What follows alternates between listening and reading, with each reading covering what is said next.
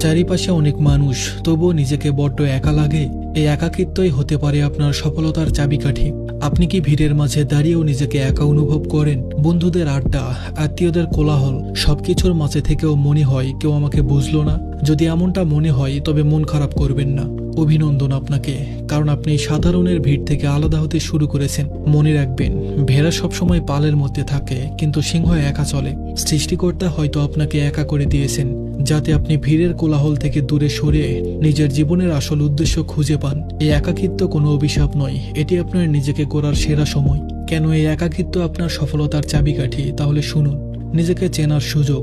যখন আপনি একা থাকেন তখন আপনি দুনিয়ার আওয়াজ শোনেন না, আপনি নিজের মনের আওয়াজ শুনতে পান। আপনার শক্তি কি, দুর্বলতা কি, আপনি আসলে কি চান, এসব প্রশ্নের উত্তর কেবল নীরবতাতেই পাওয়া যায়। যারা সব সময় মানুষের ভিড়ে থাকে তারা নিজেকে চেনার সময় পায় না।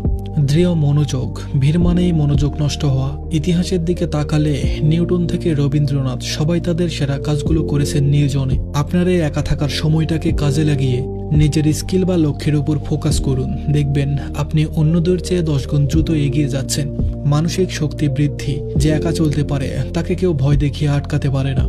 আপনার সুখ বা দুঃখ যখন অন্যের উপস্থিতির উপর নির্ভর করে না, তখন আপনি মানসিকভাবে অপরাজেয় হয়ে ওঠেন। একাকিত্ব আপনাকে স্বাবলম্বী হতে শেখায়। তাই নিজেকে একা লাগলে ভয় পাবেন না, ডিপ্রেশনে ভুগবেন না। এই সময়টাকে উপভোগ করুন। নিজেকে গড়ে তুলুন এমনভাবে যেন আজ যারা আপনাকে এড়িয়ে যাচ্ছে, কাল তারাই যেন আপনার সাথে দেখা করার জন্য লাইন লাগিয়ে দেয়। আর নিজেকে বলুন, আমি একা নই, আমি আমার লক্ষ্যের সাথে আছি। একাকিত্বকে শক্তিতে পরিণত করতে কে কে রাজি কমেন্টে লিখে যাবেন। ধন্যবাদ সবাইকে।